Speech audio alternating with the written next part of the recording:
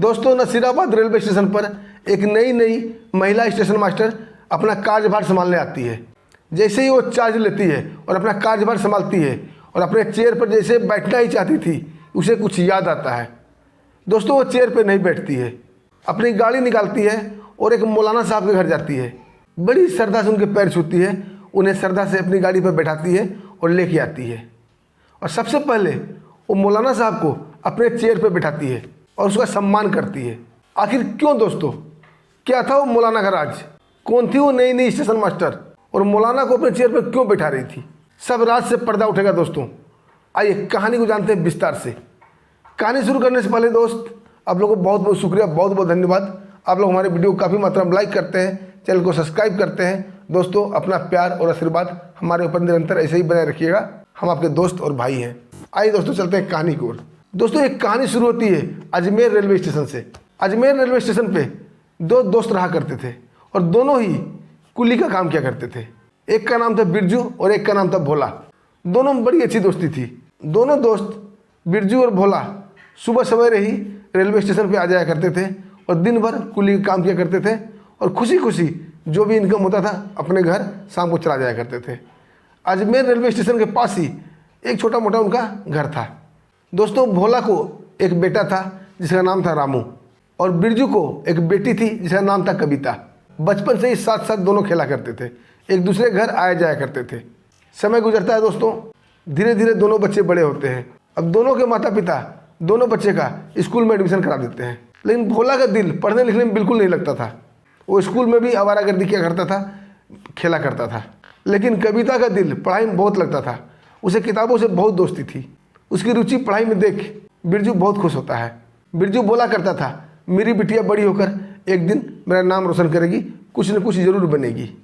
दोस्तों, समय पंख लगा कर उड़ता है। कविता का अब 10th कंप्लीट हो गया था। कविता 10th क्लास अच्छे नंबर से पास कर ली थी। बिरजू उसका एडमिशन अजमेर के एक कॉलेज में करा देते हैं।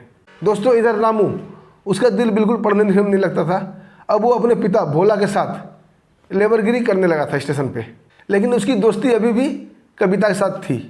इधर दोस्तों, कविता का इंटरमीडिएट भी कंप्लीट हो जाता है। अब वो ग्रेजुएशन कर रही थी। कविता की माँ अपने पति बिरजू से बोलती है कि लड़की सयानी हो गई है, इसके लिए कोई लड़का देखो। अब बिरजू अपनी बेटी कविता के लिए लड़का देखना शुरू करते हैं। कविता अपने पिता से बोला करती थी कि पिताजी, हमारे लिए ऐसा लड़का देखिएगा जो हमारी पढ़ाई लिखाई को बंद ना कराए, हमारी पढ़ाई लिखाई को जारी रखे और हमें सहयोग करे। दोस्तों, जब ये बात रामू को पता चलती है कि कविता के पिता उसके लिए लड़का देख रहे हैं, तो रामू अपने पिता भोला को बोलता है कि पिताजी, मैं कविता से शादी करना चाहता हूँ। मैं उससे मन ही मन प्रेम करता था, लेकिन मेरी हिम्मत नहीं हुई थी कविता से बात करने की। सो आप अपने दोस्त बिरजू से बात कर लीजिए। ये सुनकर भोला भी खुश हो जाते हैं, क्योंकि उन्हें भी घर में एक देख रेख करने वाला, एक घर का काम काज करने वाला बहू चाहिए था। भोला बोलता है अपने दोस्त बिरजू से कि बिरजू, तुम अपनी बेटिया के लिए लड़का देख रहे हो, सो कविता के लिए रामू कैसा रहेगा? बिरजू बोलता है, रामू कोई दिक्कत नहीं है, लेकिन हमें ऐसा दामाद चाहिए जो मेरी बिटिया को पढ़ाई लिखाई जारी रखे और हमारी बिटिया को सहयोग करे, पढ़ाई बंद ना कराए। भोला ये बात आकर रामू को बताता है।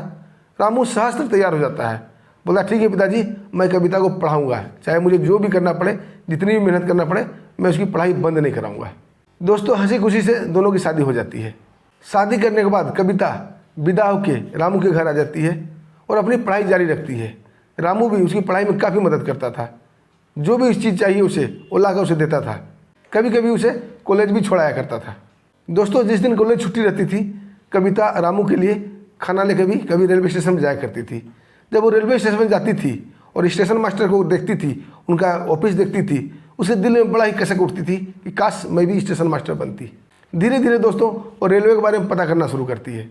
तब तक दोस्तों इधर कविता का ग्रेजुएशन भी कंप्लीट हो गया था और इधर दोस्तों केंद्र सरकार की तरफ से एनटीपीसी की वैकेंसी भी आई थी। एनटीपीसी मतलब नॉन टेक्निकल पॉपुलर कैटेगरी। उसमें दोस्तों 4 पोस्ट होते हैं, station master, commercial clerk, TT और गुड्स गार्ड। अब दोस्तों कविता एनटीपीसी फॉर्म भर देती है, लेकिन दोस्तों एक दिन कविता के ऊपर मुसीबत का पहाड़ टूट पड़ता है। हुआ यूँ दोस्तों, एक ट्रेन एक्सीडेंट में रामू, भोला और बिरजू तीनों ही इसी चपेट में आ जाते हैं और तीनों की ही तत्काल मृत्यु हो जाती है। अब दोस्तों कविता के ऊपर मुसीबत का पहाड़ टूट पड़ा था। उसके पिता भी नहीं रहे, पति भी नहीं रहे और ससुर भी नहीं रहे। अब उसकी देख रेख कौन करेगा, उसका खर्च कौन उठाएगा। अब से दोस्तों ज़िंदगी बहुत पहाड़ से लगने लगी थी। बिल्कुल उसकी मानसिक स्थिति अब ठीक नहीं थी। तीनों परिजन का दाह संस्कार वही करती है। उसके बाद लड़की वो गुमसुम सी रहने लगती है। क्या करे, कहाँ जाए, उसे कुछ समझ में नहीं आता है। और दोस्तों ऐसे ही गुमसुम रहते रहते एक दिन वो बहुत बड़ा कदम उठाने जा रही थी। बहुत बुरा फैसला कर ली थी कि वो भी आत्महत्या कर लेगी ट्रेन में।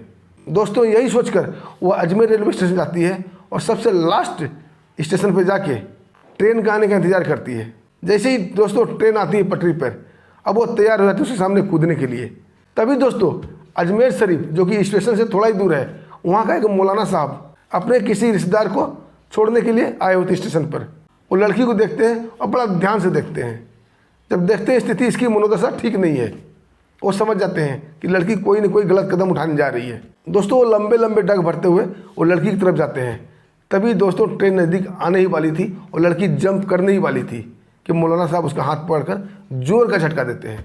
लड़की स्टेशन पर गिर जाती है और ट्रेन गुजर जाती है। अब दोस्तों लड़की उठती है और दौड़कर ट्रेन की तरफ भागती है। मौलाना साहब उसे पकड़ लेते हैं।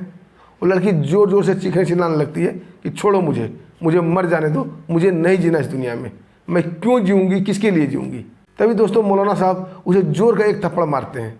लड़की गुमसुम होकर वहीं बैठ जाती है। फिर मौलाना साहब उसके सिर पर बड़ा प्यार से हाथ फेरते हैं और बोलते हैं, बेटी जीवन बहुत ही अनमोल है, ये ऊपर वाले की एक गिफ्ट है, इसे यूं ही बर्बाद नहीं करते। आत्महत्या तो कायर लोग करते हैं और आत्महत्या करना बहुत बड़ा पाप होता है। ऊपर वाले ने ये ज़िंदगी दी है, इसे हंसी खुशी से जीना चाहिए। हर दुख और तकलीफ का मुकाबला हमें डट कर करना चाहिए। इस संसार में ऐसा कोई प्राणी नहीं है जिसके पास कोई तकलीफ, कोई दुख ना हो। तो क्या सब लोग आत्महत्या कर लेते हैं? आत्महत्या कायर लोग करते हैं। दोस्तों उसे बहुत समझाते हैं, बहुत बुझाते हैं और लड़की को अपने साथ अपने घर झोपड़े में ले जाते हैं। वहाँ भी दोस्तों बहुत तरह की बातें करते हैं, बहुत तरह से उसे समझाते हैं। लड़की समझ तो जाती है, लेकिन वो मौलाना साहब से पूछती है कि मौलाना साहब, हमने ज़िंदगी में कोई अरमान, कोई ख्वाब नहीं पाले थे। हमने सिर्फ एक ही इच्छा, एक ही ख्वाब पाला था कि पढ़ लिख कर हमें स्टेशन मास्टर बनना था।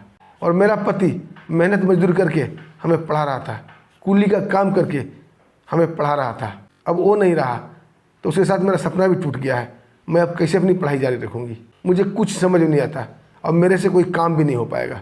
मौलाना साहब बोलते हैं, बस इतनी सी बात के लिए तुम आत्महत्या करने जा रही थी? मैं तुमसे कोई काम भी नहीं करवाऊँगा, तुम मेरे घर में रहो, मेरी बेटी बन के रहो, और तुम्हें जहाँ तक पढ़ना है, जब तक पढ़ना है पढ़ाई करो, सारा खर्चा मैं उठाऊँगा। दोस्तों अब कविता मान जाती है और मौलाना साहब के घर में रहती थी और अपनी पढ़ाई जारी रखती थी। दोस्तों मौलाना साहब ने समय बीतने के साथ साथ एक मैथ का ट्यूटर भी उसके लिए रख दिया था।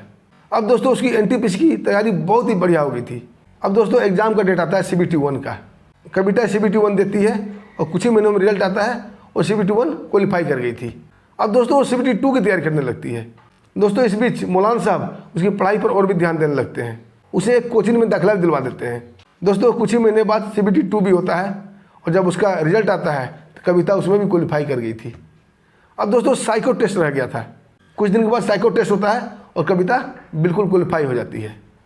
मेडिकल होता है दोस्तों, डॉक्यूमेंट वेरिफिकेशन होता है और उसकी ट्रेनिंग के बाद ज्वाइनिंग हो जाती है। उसको स्टेशन मास्टर के पद पर नसीराबाद रेलवे स्टेशन मिलता है। दोस्तों जैसे ही नसीराबाद जाती है, अपना पदभार संभालती है, सब कुछ चार्ज संभाल लेती है, सब कुछ देख लेती है अच्छा से। उसके बाद और जैसे ही वो स्टेशन मास्टर की कुर्सी पर बैठना ही चाहती थी कि उसे कुछ याद आता है। दोस्तों वो रुक जाती है, वो कुर्सी को प्रणाम करती है, वापस अपने रूम से बाहर निकलती है, अपनी गाड़ी उठाती है और चली जाती है अजमेर, वही मौलाना साहब के पास। उसे अपनी गाड़ी में प्रेम से बैठाती है। मौलाना साहब पूछते हैं, बेटी मुझे कहाँ ले जा रही हो? कविता बोलती है, बाबा आपके लिए एक सरप्राइज है, आप मेरे साथ चलिए और ज़्यादा क्वेश्चन मत कीजिए, थोड़ी देर बाद आपको सब क्लियर हो जाएगा। दोस्तों वो मौलाना को लेकर आती है नसीराबाद, जो कि अजमेर से मात्र 25 किलोमीटर दूर है। तब तक दोस्तों नसीराबाद रेलवे स्टेशन पर जितने भी स्टाफ थे उनको पता चल गया था कि नया नया मैडम आई है कार्यभार संभालने और पता नहीं कहाँ चली गई। लोग उसे ढूंढ ही रहे थे। तब तक कविता एक मौलाना साहब को लेकर उनके हाथ पकड़े हुए उनको सहारा देती हुई रेलवे स्टेशन पर लेके आ रही थी। ये देख दोस्तों सारे स्टाफ भुचक्के रह जाते हैं कि आखिर ये लड़की मौलाना को लेकर क्यों आ रही है, और उन्हें लेकर अपने कक्ष में जाती है, अपने ऑफिस में जाती है। बोलती है, बाबा ये है स्टेशन मास्टर की कुर्सी और ये कुर्सी मुझे आपकी बदौलत ही मिली है, इसलिए इस पर बैठने के पहला हकदार आप हैं।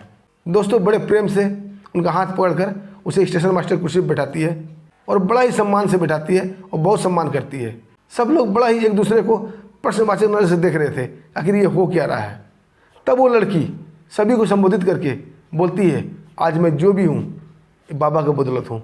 और उन सबको अपनी सारी कहानी बताती है कि एक वो कूली की बेटी थी और उसकी शादी कूली से हुई थी।